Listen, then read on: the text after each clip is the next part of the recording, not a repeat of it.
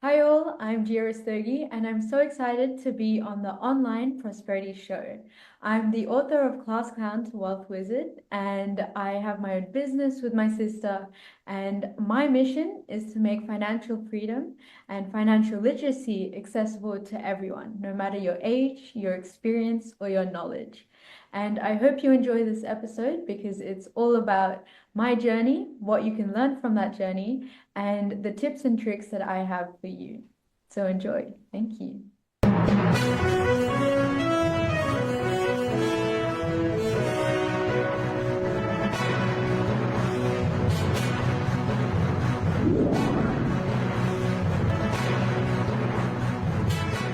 Welcome to yet another exciting episode of the Online Prosperity Show, your premier destination for exclusive insights in today's most compelling success stories. I'm your host, Prosper Taruvinga, and today we've got a guest whose journey is as inspiring as it is entertaining. Najia, welcome to the show. Thank you for having me. I'm so excited.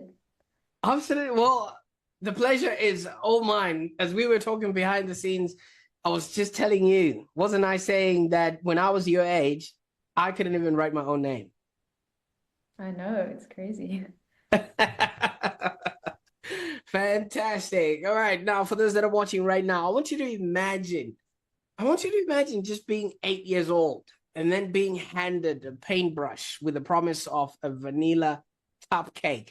And unknowingly, you step into the world of property investment. I mean, for any 8-year-old, you would have wanted that cupcake, and it ends there. But that wasn't the case for our next guest here. So Gia did just that. So from those early days of DIY renovations to now becoming an Amazon bestseller author at a ripe age of 16, Gia has transformed from, I don't know if she's the one that's the class clown, but she's now a wealth wizard, and she's going to be telling us all about it today, all balancing school, netball, and volunteering as a lifeguard. She's just let me in on a little bit of a tidbit here. Even though she's that busy and everything else, she's also still trying to get her driving license. So that's an exciting aspect of our guest today. All right. So in this episode, we're going to dive into Gia's remarkable journey, exploring her playful beginnings that then led to the passion of financial literacy and also property investment. And then we'll discuss her best-selling book, Plus Clown to Wealth Wizard, and her role in Get Rare Properties and her entrepreneurial venture, Gift Hampers for You. All right. This is a very, very busy 16-year-old, and she even had time to be on the Online Prosperity Show today. So Gia's story is a testament to turning youthful curiosity into financial empowerment. And I don't think you're going to want to miss out any single bit of this. Now, Gia, obviously, we're going to be going into your life story and also a little bit of financial, knowledge and everything else. But just in the interest of the rules and everything else, could you please give us a disclaimer that comes along with the financial aspect of what you're going to talk about, and also the age statement of you being 16, and that it is your consent that you want to be on the show today? Yeah, of course. So obviously I wanted to be here. I'm so excited to have a chat with you. And definitely I'm not a financial advisor, so don't just go ahead and make any bad financial choices based on this, but definitely go check out a team and have the right people to support you with whatever decisions you choose to make. But of course, the concepts are all real here. Absolutely. Now, Gia, I'm really excited. My first daughter is only 10 years old, and I can't even get her to eat breakfast, even if it's going to help her in her own life. But you traded a paintbrush for a vanilla cupcake. What was happening on that particular day? Yeah, so basically, my dad, he has a property portfolio, and for one of his properties, he wanted to do a DIY renovation. And obviously, in the interest of him, we went ahead and saw his property, which was in like regional Australia. So we went and drove there to see, and he made it a bit of a game. So he was like, if you complete three simple tasks, then I'll give you a small treat. And that was the vanilla cupcake. And obviously I was 8 years old, so obviously the cupcake mattered a lot. So I had to do what he told me to do for that cupcake. So he handed me a paintbrush, and that was actually to paint a door. So that was the first task that I had to do. The other task was to like watch them tear down a tree, and then I can't remember the third one. But the first one was painting the door. And at first, it didn't feel like anything important, but looking back now, it was kind of my first um like lesson in knowing that you need to put in effort to get a reward in the end. And it's also what my earliest lesson and like memory about property investments was. So I always like to think back to that moment as like what started my journey. Absolutely, absolutely. And it's quite fascinating that, having to paint that door for that investment property then led to the path that you're on right now. But I would have thought as an 8 year old, painting comes like one of those things that any kid would want to do, just arts and craft and things of that nature. Did you actually imagine that, this sweet deal would actually then lead you into the world of property investment? Definitely not. I don't think I was even thinking about property investing. It was just, like the fun of it, because it wasn't even like a normal paintbrush. It was one of like those paint rollers. So it was like really interesting. I'd never used one of those before. So, and it was an actual door that was going to be in an actual house. So I was really interested to do whatever that my dad asked me to do. Absolutely. And just out of curiosity, what's the sort of relationship that you have with dad? Because some kids, have this relationship where it's my dad and that's it. But if you are, doing stuff with your dad, what was it like growing up? Yeah, so basically after then, and maybe beforehand, I don't really know, but he was teaching me a lot about property investing. So there'd be like the occasional conversations about like financial literacy or business. And it was actually in 2020, so when I was in year 7, that he founded the family business, Get Rare Properties, and I became involved in that as well. So it's like an interesting relationship I have with my dad, not just, like love and like the family side of it, but also he's taught me a lot of valuable things. And I really love that about him. Fantastic. And now, obviously, you're in year 12, you're balancing school, there's netball, lifeguarding, you've written a book, 2 hours of driving that you were telling me about. I just want to know, how do your classmates react when they find out that you're now this famous person, Amazon bestseller, you're showing up on podcasts, and you're doing all these amazing things? Yeah, so I think at first I didn't tell a lot of people about the book. It was more of a thing that I like showed it to them at the end because I had my, doubtfulness and like I wasn't too um like prepared to like share things with other people without knowing that it's going to be something that I'm proud of first. Because it was quite a long journey, so I didn't tell people till the end. And a lot of people were really shocked because I go to a selective school in New South Wales, so I'm also quite focused on academics. And they were like, wow, you wrote a book while also keeping up with your academics. So it was a lot of shock and surprise from people, but then a lot of people supported me as well. And maybe they might have not gotten what I was trying to do with the book at first, but seeing how much effort I was putting into it and like seeing what messages I was trying to share with the world, a lot of people caught on and supported me a lot. Absolutely. Well, congratulations. I haven't even written a book and I'm on the path to write one. So I can only imagine what it's like having to balance all of those things, and you actually manage to do it and things of that nature. But I also have a question. When you're amongst some other kids who only just want to play on Roblox, or they want to play video games, or they have no clue anything about financial education, what sort of stuff do you talk to them about? I mean, I'm still quite involved because I like play sports and stuff, and with school, I do have regular conversations, but I guess it was also because in COVID is when my parents started the business, and I wasn't too much into like TV shows. Like I obviously did watch movies and stuff, but during that time, I was helping my parents with the website or helping like pick the business logo or the business name. So there was a lot of things that were happening, and I guess it's just in my nature that there's more to me. Absolutely. So your book, Class Clown to Wealth Wizard, is it really aims to demystify the property investing for young Australians.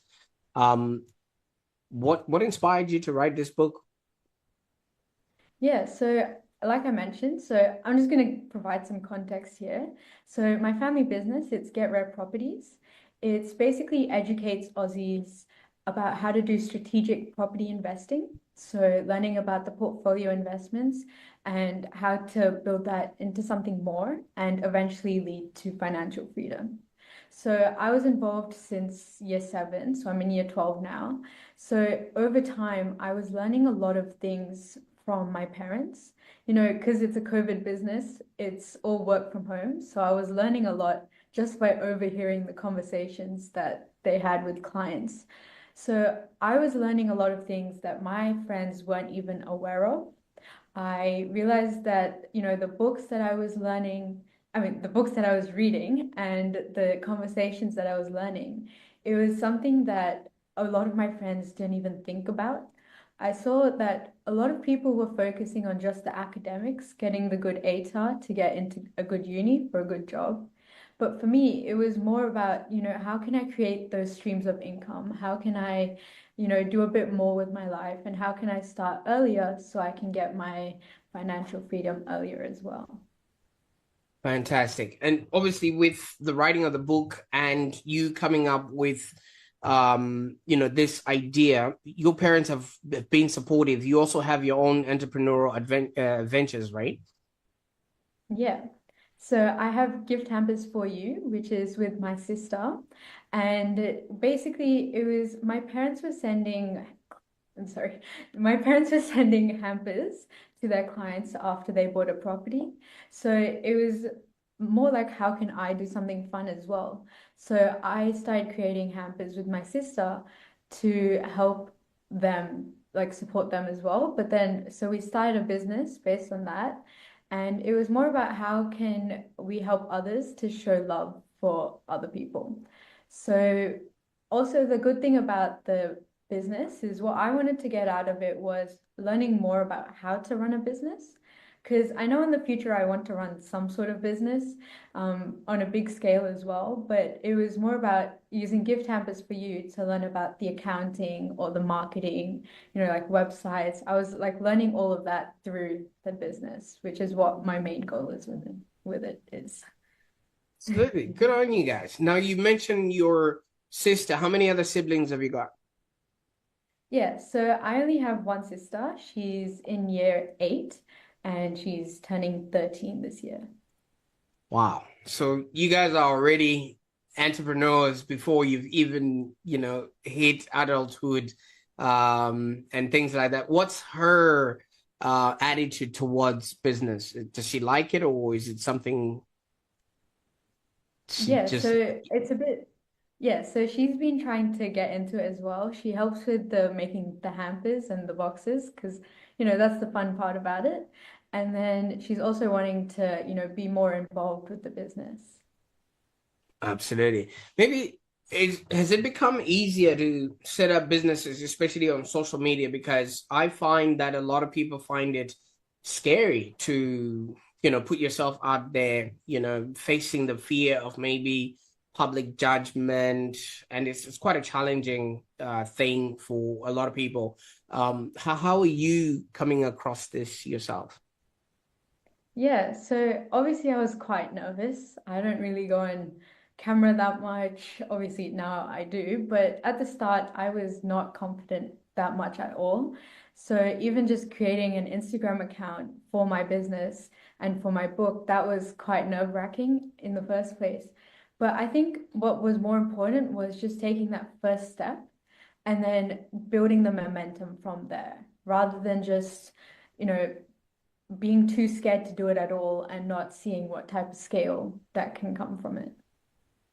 Absolutely. And obviously, your parents are doing that on the side, and you guys are also helping them on the side. What sort of conversations do you have at the dinner table? Yeah, so the dinner table is, quite interesting. Is sometimes it's about, what's happened at school, sometimes it's about, you know, my dad, whenever he gets a new win in business, so he would share that about it. Or he's always like reading books and audibles, so he tells us what he's learned through that, or we're watching a movie.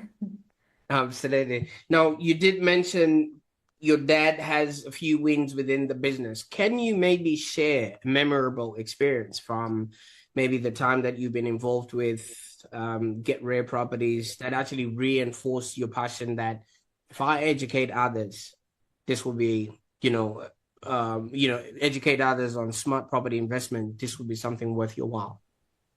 Yeah. So my role in the business is more about, well, right now it's about the website. So I help manage the website on a daily basis. But when I started out, we were invited to the Australian Property Expos. So that was happening across Melbourne, Sydney, Brisbane, I think Gold Coast as well. And my dad was a keynote speaker there. So we needed some marketing materials, and I love designing. I'm like a perfectionist when it comes to it. So I was helping to, design all the marketing materials for the event. And when, with my parents were mainly the ones who were talking to the visitors who came to the exhibition, but I also stepped in a bit to, teach others.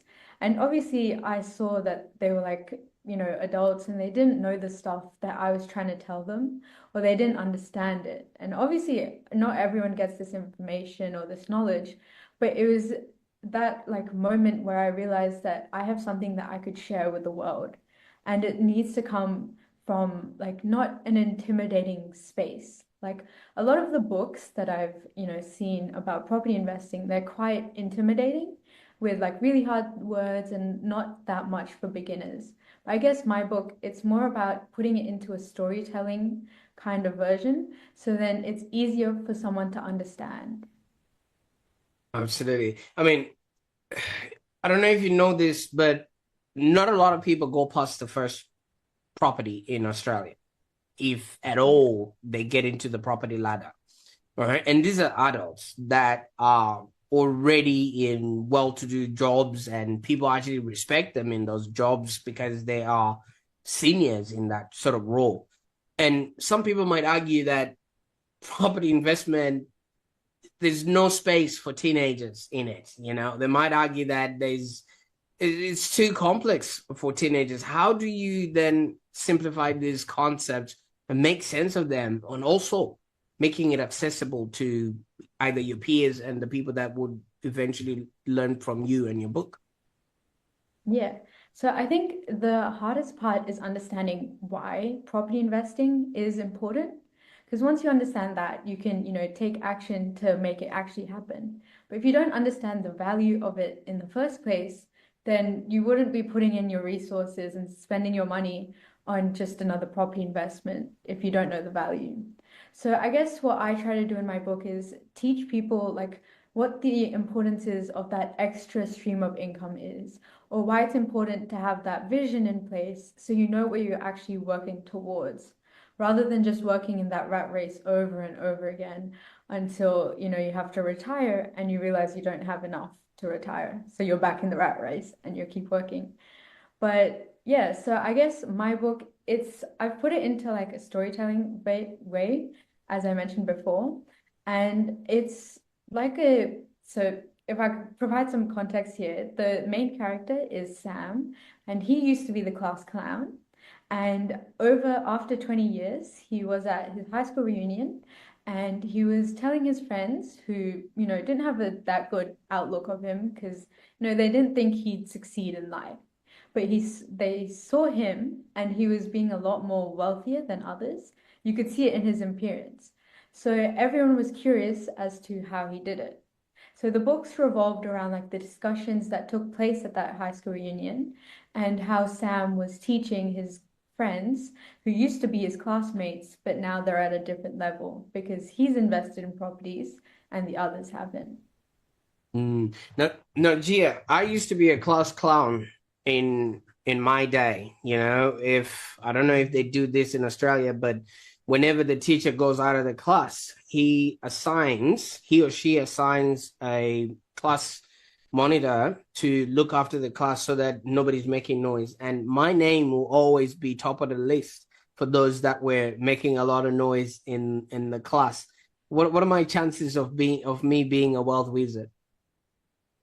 There's chances for everyone. It doesn't matter if you're the class clown or even if you're the smartest person in the class, you can definitely achieve financial freedom, and property investing is one of the ways to do it. Absolutely. Now, I know because you're a bestseller on Amazon. Your book has received positive feedback, for making property investing approachable. Can you maybe share a story from a reader or somebody that has worked with the principles in the book that actually resonated with you? Yeah, so I don't have a specific story, so to speak, but I have seen it myself as well. Like the law of attraction, it's played a big role. So if I could give some context again, in year six, we have the selective test to get into our high school. And I wasn't too smart in year six, but I wanted to get into a school near the beach. And the only way I could do that, well, one of the ways I could do that, the easiest way to do it, was to pass the exam and get listed at Manly Selective Campus. And so I was working a lot and, studying. I even woke up at like 4 a.m. on some days just to get, ahead and study more and be prepared for the exam. And so I was obviously there was lots of moments of doubt and whether I actually wanted to do this or not. Did I want to put in the effort? But then the law of attraction is basically when you visualize something so much that the opportunity comes to you with the effort and action that you take as well. So then the law of attraction, I guess, took place in that moment, in that scenario. And I didn't actually make it into the school at first. I got waitlisted.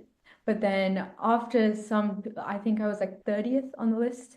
I'm not too sure. But after a while, I got to know that I was accepted into the school.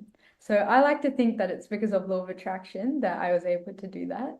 And then, of course, having the vision of, going to school and then, staying at the beach afterwards. I've always wanted to live near the beach, and now I can because of that decision. Absolutely, and congratulations. I mean, you're already designing your life, in ways that so many adults will only discover later on in life. So hold on to that. Now, um, in your opinion, why is it crucial for people to start early, especially when it comes to financial independence, or to start thinking in that sort of way? And how can people start this journey? Because yes, you might say law of attraction, but I don't think a lot of people have had that foundational understanding that there is such a thing as the universe, or laws of the universe and things of that nature. But how can people get started? Yeah, so you mentioned like why is it important to start early? And especially with financial literacy, but also everything else as well. There's one thing, I'm sure you've heard about it, compounding. It's where even the small steps, once you take enough effort and okay, one example. So say you plant a tree, you plant a seed into the ground and you're watering it every day. You have to, at 5 o'clock, you have an alarm and you're making sure that you're always there watering the plant. And then you're not going to see much, progress after a while. You're not going to see a single thing. You're just watering some dirt, essentially. But then after a while, you see that sapling, and then you'll see the leaves come out. Then soon it'll be a tree, and soon you're getting fruits. So that's what compounding is. So even the small actions that take place after that momentum that you build and building it up over time, it becomes something really important. So even if you don't see the results right now, like even for me, I don't have financial freedom right now, but I'm taking the actions to get that started. Because the earlier I start, the more massive and bigger and quicker I can get those rewards in the end. Absolutely. I love that a lot because I think it was Albert Einstein that mentioned that compounding is the eighth wonder of the world. And Mhm. the best part about compounding is those that know of it, they earn it.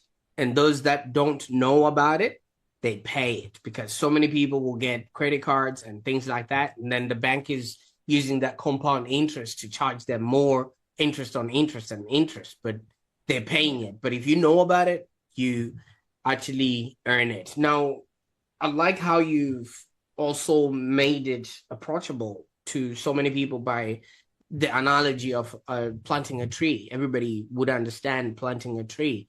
And Yeah. yeah, it just really makes it easy there. But as a young person, especially in Australia, I could only understand, even starting this podcast, I wanted you to make a disclaimer that, being at the age that you are, you still are in your own right to make these statements that you are making.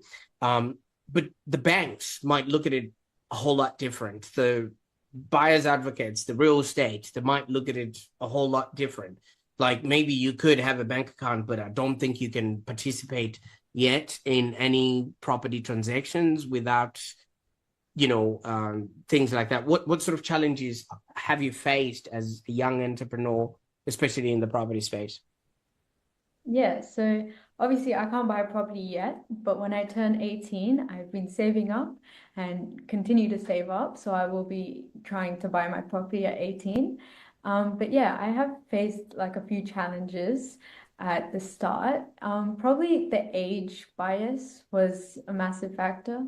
I think a lot of people are coming at such a young age, people didn't realize like maybe what I'm saying is wrong.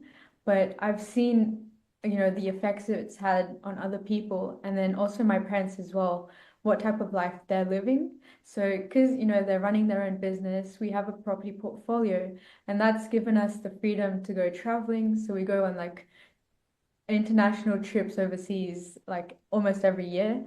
So I can see those, habits that are coming from, you know, having those extra streams of income. And it's made me realize that I need to share this as well. So I guess having the age, a lot of people don't realize that like what I'm saying is right, and they do need to like follow that advice that I'm trying to share, especially like if I'm trying to expose more people to what I'm saying. So yeah. And then I guess the second problem that I have, like challenge that I face, is probably the doubt and overthinking. But of course, it's comes from a I don't know where I'm trying to go, but I guess having the support network around you is what helps overcome that. Having people who understand what your mission is, what you're trying to do, and they're going to be the ones who support you and motivate you to keep moving forward because they know what you're doing is right and you need to share it with more people. Absolutely. But yeah, pretty sure, I mean, at school, there must be a lot of classes on finance, accounting, mathematics, English, how to run your business and all of those things. I mean, why would anybody want to listen to you? Yeah, I mean, I guess this even I take, economics and business studies at school, but what I've realized is it's a lot of like theory-based stuff or understanding how the world works rather than just knowing how can you do it for yourself and how can you make it happen for yourself. rather than, oh, how does like Apple, make money? How does Apple like utilize, you know, whatever it is they do? But, it's a lot about the big words and the theory behind the stuff that happens, not rather how successful people have actually done it and how we can do it as well by ourselves. I like that answer. You know what? Because it's not there. And you especially, I'm gonna say this with utmost love and respect. Even the teachers themselves are probably not as financially literate as you would think, because you would have come across some of these studies in your school. But I don't know, maybe you have. Have you? Sorry, can you repeat the question? I didn't Have hear it. you come across any of these subjects in your day-to-day school work or coursework? Well, I haven't learned anything about how to make a business yourself, like how to actually start and what the tips and tricks are, what's the theory behind actually starting.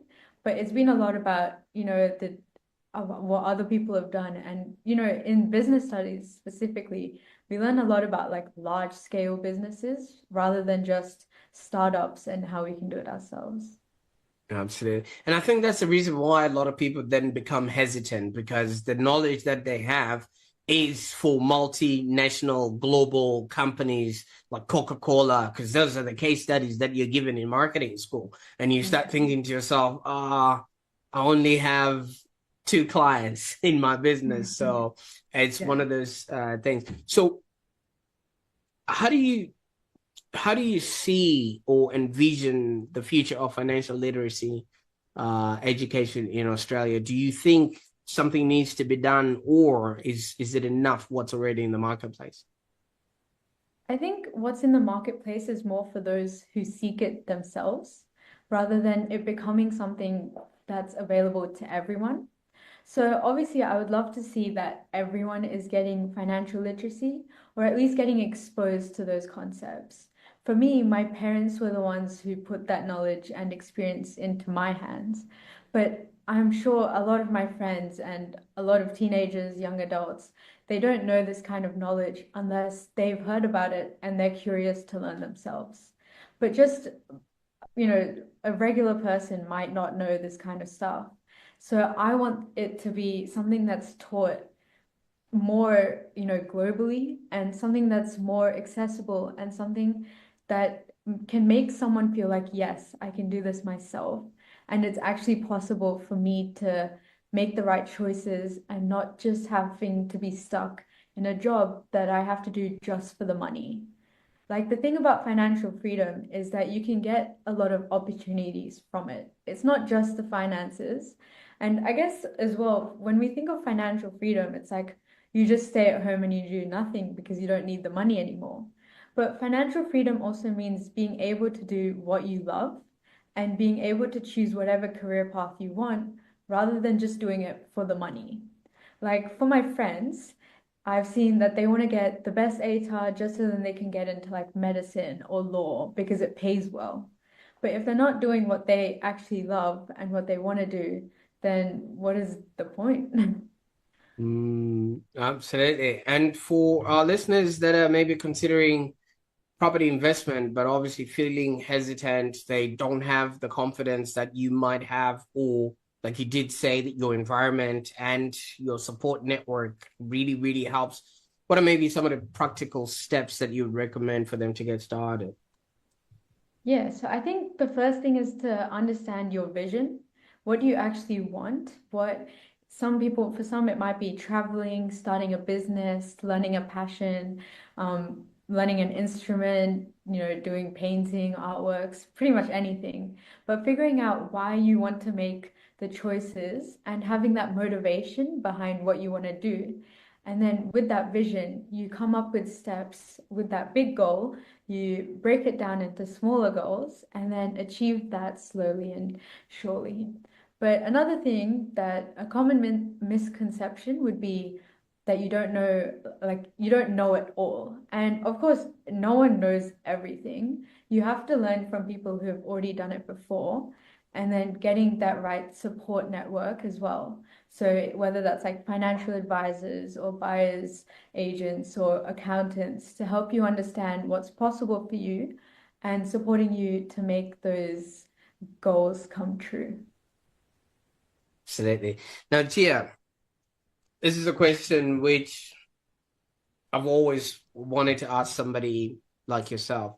When you were growing up, what did you want to be when you grew up? This is a really good question because I haven't really imagined too much about what, like when I was younger, I don't think I thought about it too much. But what I did know is that I wanted a big house and near the beach. That was like my big vision, even in like year seven. That's what I imagined when I thought about the future. I didn't really have a dream job, so to speak, but I knew I wanted like a happy family and a big house and near the beach. So yeah. Absolutely. And are we working towards that now? Yes, we definitely are. I think, you know, with the stuff that I'm learning, it's going to make it possible. And I'm hoping to make it possible with the efforts that I put in place. Fantastic. Can't wait to celebrate your successes. And if people are interested in maybe learning more about your book and things of that nature, where can they go on the internet? Yeah, so I have my own website that I designed and created, which is classclowntowealthwizard.com. And then I also post a lot on social media. So, you know, quick tips and insights and, you know, news and like just lessons that you could learn quickly while you're scrolling on social media. So I'm on Instagram, YouTube, TikTok, Facebook, LinkedIn. So I post regularly on all the accounts and yeah, just search up my name or so on all the accounts I'm under the name Gio Rastogi and then on Instagram I'm under the name Class Clown to Wealth Wizard. Absolutely. I'll definitely make sure that those links are in the show notes and people can respectfully learn from you and things of that nature. Now, I can thank you for the time and lessons that you've left us with today on the Online Prosperity Show. I don't know. Is there anything that I should have asked you today that I didn't ask you? Probably not. I feel like you've covered quite a wide range of topics, sorry. But yeah, if I just had to give one advice to the readers, to the audience, not the readers, it's probably don't overthink it. Probably just start because once you start making those actions, then you can build it up with momentum. I think the hardest step is just taking that first step. But after the first step, it gets a lot easier. And especially with your support network and learning along the way, you'll definitely get there in the end. I Thank think the you. first step is to buy a book. Just buy that book, and that would be at least something that is that first step. So, thank you so much for joining us on this enlightening episode of the Online Prosperity Show. I think we've journeyed with Gia from her early days as a playful kid that only wanted cupcakes, but now she's literally giving them as gifts in her hampers there. That's a lot of impressive achievements, and congratulations on your and your path of being a wealth wizard. And for those that are watching right now, you can tell that her story exemplifies how curiosity, determination, and a dash of humor can actually lead to financial empowerment. And as Gia says, just start. You know what I mean? No matter where you are, no matter who you are, it's never too late. It's never too early, as we have just noticed. Just start. And if Gia's insights have inspired you, consider sharing this episode with somebody who could actually benefit from her journey. It could be young and old, anyone who's looking to get into the property market, just so they too can have a happier existence. And while you're at it, don't forget to subscribe to the Online Prosperity Show for more engaging and transformative content like this. Until next time, bye for now.